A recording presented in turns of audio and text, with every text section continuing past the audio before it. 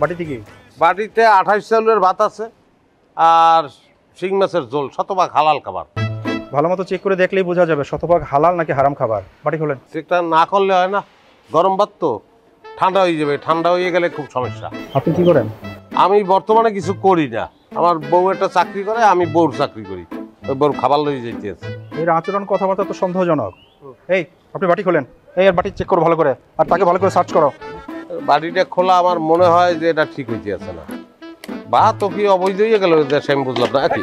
আচ্ছা ভাই সরি বললে তো কোনো কাজ হইবে না, আর আমার ভাত পাবো, আমার তো ভাত লাগবে, গরম ভাত লাগবে আমার। আরে বললাম তো মাঝে মাঝে এমন হয়ে যায়। আপনি আসুন, আপনাকে চেক করতে হবে না। না না না ভাই, আমার চেক করেন, আরো আছে যে শিং মাছের ঝোল আছে, কিন্তু আমার গরম ভাতের ব্যবস্থা করতে হইবে। আরে ভাই আমরা কি এটা ইচ্ছে করে ফেলেছি? আপনি একটু ম্যানেজ করে নেন, আমরা এখন কাজ আছে। ভাই আপনারা কাজের মানুষ, আমি কাজ খুব পছন্দ করি, সব ঠিক আছে, কিন্তু আমার বউরে তো চেনেন না, তার কিন্তু অনেক রাগ।